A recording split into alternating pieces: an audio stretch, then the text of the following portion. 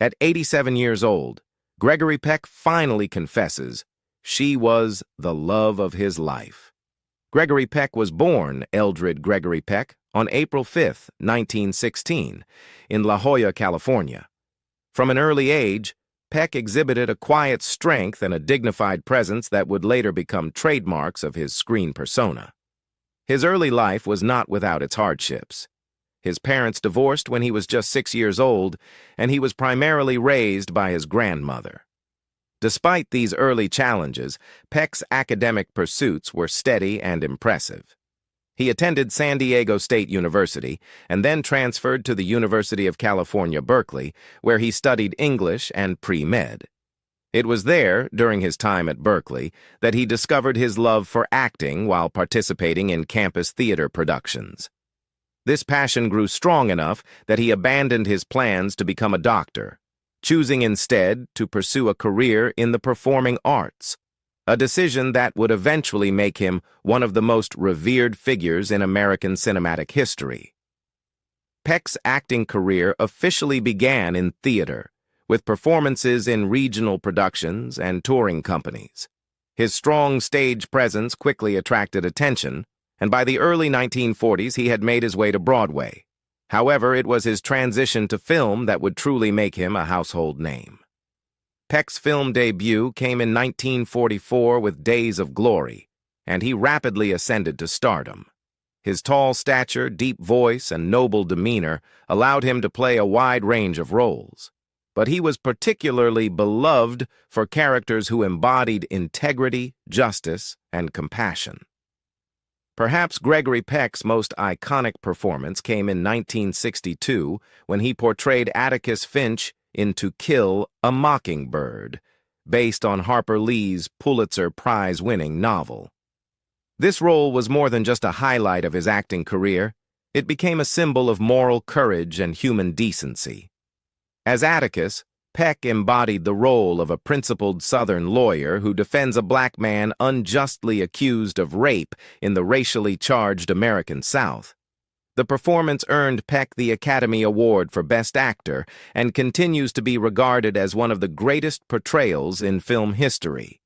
The American Film Institute later named Atticus Finch the greatest hero in American cinema, a testament not just to the character, but to Peck's own innate sense of righteousness that shone through the role. Beyond his acting accolades, Gregory Peck was also a dedicated humanitarian and activist. Throughout his life, he used his fame to support causes he believed in, often speaking out against injustice and inequality. He was a vocal critic of the Hollywood blacklist during the McCarthy era, courageously standing against the widespread fear and suspicion that paralyzed much of the entertainment industry. He also supported civil rights initiatives, was active in anti-war movements during the Vietnam era, and advocated for nuclear disarmament. His commitment to social progress was not performative. It was a deeply held belief that was reflected in his choice of roles and his public statements. He once famously said, "Tough times don't last, tough people do," a line that reflected both his on-screen heroism and his off-screen resilience. Peck's filmography is extensive and includes acclaimed films such as Roman Holiday, 1953, in which he starred opposite Audrey Hepburn, Spellbound, 1945, directed by Alfred Hitchcock, The Guns of Navarone, 1961, Cape Fear, 1962, and The Omen, 1976. His versatility allowed him to move seamlessly between genres, from romantic comedies and wartime dramas to thrillers and epic adventures.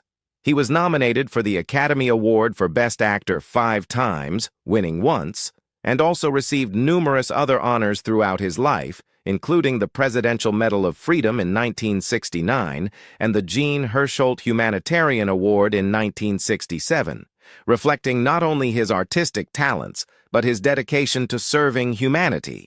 In October of 1942, at the early stages of what would become one of the most iconic careers in Hollywood history, Gregory Peck married Greta Kukkonen, a Finnish-American woman whose quiet strength and dignity would play a formative role in his early family life.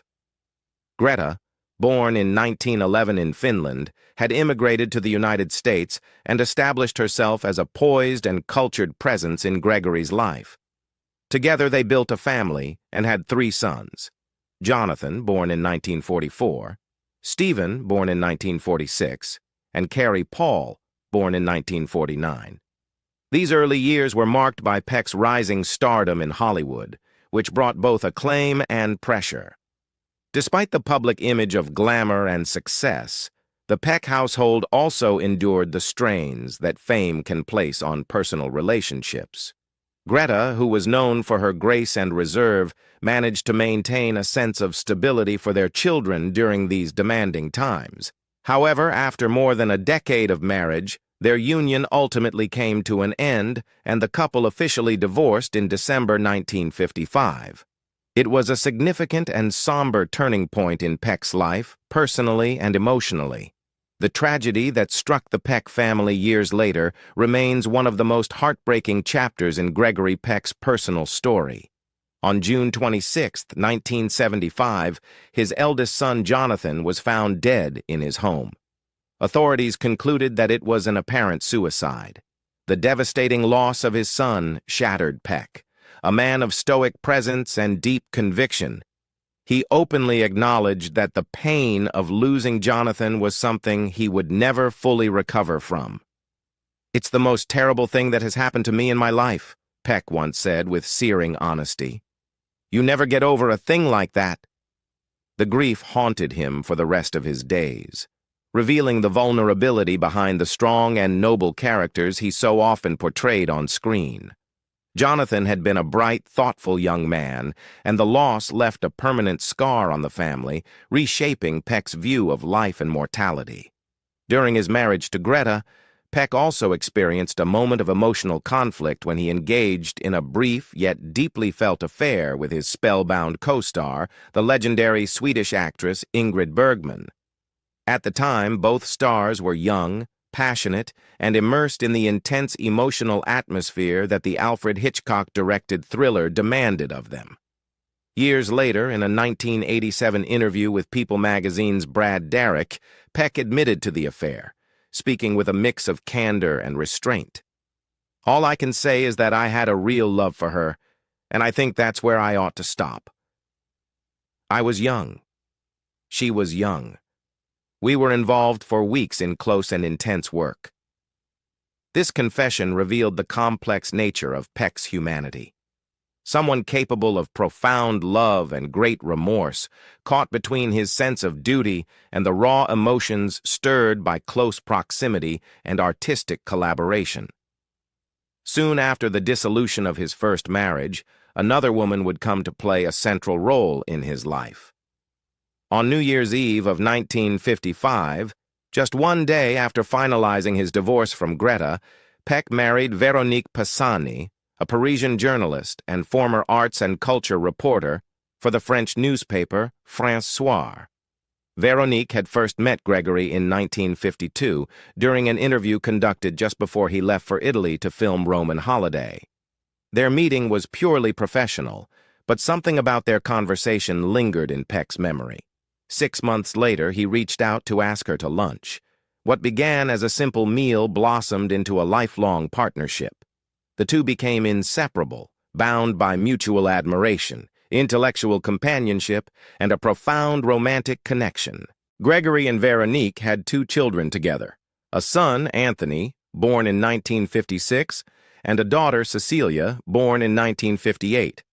Anthony would go on to work in the entertainment industry, and for a time he was married to world-famous supermodel Cheryl Tiegs, making headlines as the intersection of Hollywood and fashion royalty. Cecilia Peck would forge her own path as a respected documentary filmmaker and actress, continuing the artistic legacy of her father with projects that focused on social justice, women's rights, and political activism. Despite the heartaches and complexities that dotted Peck's personal journey, his marriage to Véronique remained strong and enduring. They were married for nearly 5 decades, and by all accounts, their relationship was one of deep affection, trust, and shared values. Veronique stood by him throughout the most critical moments of his career and life, including the loss of Jonathan and his later philanthropic and political work. Peck often credited her presence with grounding him and giving him strength through life's storms. Gregory Peck was also a proud grandfather. His legacy extended to the next generation through his grandchildren, some of whom followed in his creative footsteps. One of his grandsons from his first marriage is actor Ethan Peck, who bears an uncanny resemblance to his famous grandfather and has carried on the Peck name in film and television, notably playing a young Spock in the Star Trek franchise. The continuation of the Peck lineage in the arts stands as a testament to the lasting impact Gregory had, not only on cinema but also within his own family. At 87 years old, Gregory Peck finally confesses she was the love of his life. Ingrid Bergman. It was a quiet, reflective moment in the twilight of his extraordinary life when Gregory Peck, the iconic actor whose face had graced some of Hollywood's most unforgettable films, finally opened up about a secret he had carried in his heart for over half a century. At the age of 87, after decades of fame, family life, and acclaim, he looked back not on his many awards nor his box office triumphs, but on a single woman who had forever left an imprint on his soul, the luminous and enigmatic Ingrid Bergman. Their brief but electric time together began in the late 1940s, during the filming of Spellbound, 1945, Alfred Hitchcock's mesmerizing psychological thriller. Peck was a rising star, known for his intense eyes and moral gravitas, while Bergman was already a legend, admired worldwide for her performances in films like Casablanca and Gaslight. On screen, their chemistry was palpable, but what many didn't know was that this on-screen passion mirrored something deeper and more intimate behind the scenes. In later years, rumors would swirl among film historians and those close to them, but Peck always remained respectfully silent. He was married at the time to Greta Kukkonen, and both he and Bergman were aware of the stakes, professionally, personally, and morally. Yet, years later, in an unusually candid interview not long before his death, Peck finally allowed the truth to surface. With a soft, nostalgic tone and a distant look in his eyes, he confessed, "Ingrid was the love of my life. I've never stopped thinking about her."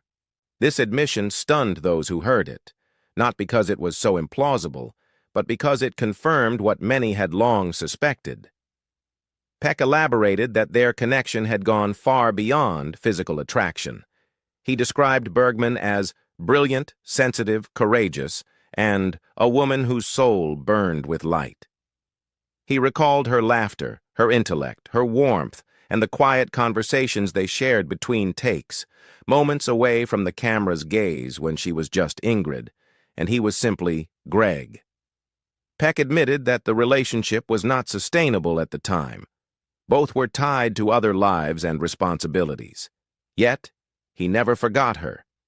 Even as he remarried, raised children, and immersed himself in humanitarian work and political activism, the memory of Ingrid remained, a bittersweet reminder of what might have been.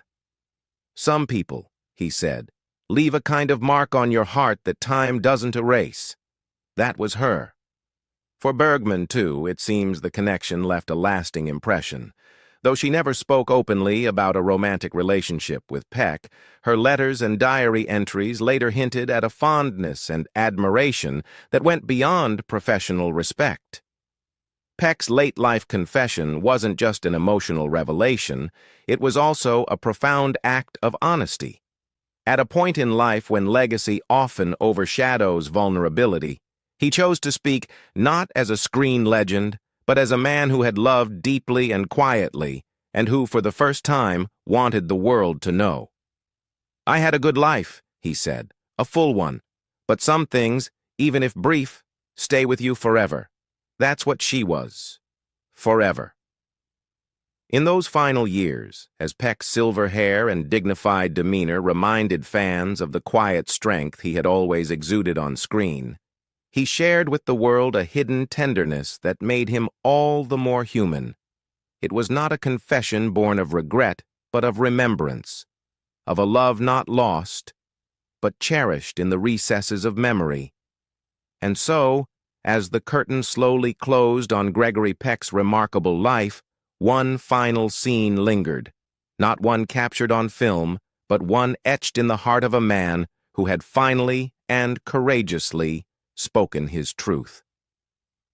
On June 12, 2003, Gregory Peck, one of the most revered and iconic actors in the history of American cinema, passed away peacefully in his sleep at the age of 87.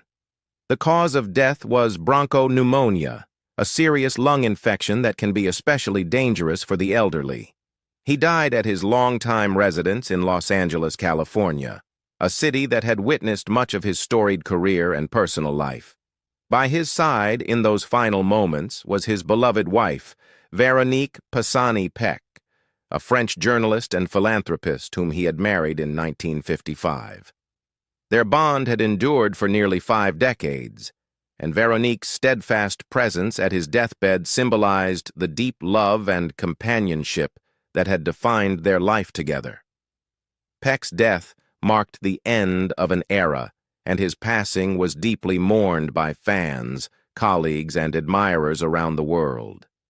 His remains were entombed in the Cathedral of Our Lady of the Angels in Los Angeles, a striking and modern Catholic cathedral that serves as the mother church of the Archdiocese of Los Angeles. The mausoleum where he was laid to rest has since become a place of quiet reflection for those wishing to pay tribute to the man who brought so much dignity, integrity, and quiet strength to the screen. At his funeral, which was a solemn yet profoundly moving event, one of the most poignant moments came when actor Brock Peters delivered the eulogy. Peters had played Tom Robinson, the black man falsely accused of raping a white woman, whom Peck's character, the principled lawyer Atticus Finch, so powerfully defended in the landmark 1962 film To Kill a Mockingbird. That Peters was chosen to speak was deeply symbolic. It brought to the forefront not only the professional connection between the two actors, but also the enduring impact of the film, which had long been lauded for its message of racial justice and moral courage. Peters's words honored not just the actor, but the values Peck stood for in both his roles and his real life. The funeral drew a wide array of Hollywood's finest, with many legendary actors, singers, writers, and producers in attendance to pay their respects. Among them was Lauren Bacall, the smoky-voiced actress who had risen to fame during the same golden age of Hollywood that shaped Peck's career. Sidney Poitier, the first black actor to win the Academy Award for Best Actor and a longtime friend and admirer of Peck, was also present, as was singer and activist Harry Belafonte and his daughter, actress Shari Belafonte. The list of attendees read like a who's who of the entertainment world, underscoring the immense respect Peck commanded across generations. Actor Harrison Ford and his partner Callista Flockhart came to honor a man Ford had cited as an influence. Veteran television actors Mike Farrell and Shelley Fabares, known for their own contributions to TV and film, also paid tribute. Jimmy Smits, known for his powerful performances in both drama and law enforcement roles, came to honor the moral gravitas that Peck had long represented. Other notable mourners included Louis Jourdan, the French actor who, like Peck, had bridged European and American cinema, Diane Cannon and Stephanie Zimbalist, actresses of distinguished careers, and Michael York, known for his classical roles and commanding voice. Screen legend Angie Dickinson was there, as was Larry Gelbart, the writer and producer best known for creating the hit TV series MASH, and singer and pop icon Michael Jackson, whose admiration for classical Hollywood stars was well documented. Angelica Houston, a member of a Hollywood dynasty and an accomplished actress in her own right, attended alongside singer Lionel Richie and Oscar-winning actress Louise Fletcher. Tony Danza, beloved for his roles in television comedies and dramas, also came to honor the legacy of an actor who had set the gold standard for male leads in Hollywood. Actress Piper Laurie, known for her deeply emotional performances, rounded out the long list of distinguished attendees, all of whom had gathered not just to mark the end of a life, but to celebrate a man who had touched countless others, on screen and off, with his grace, humanity, and unwavering sense of decency.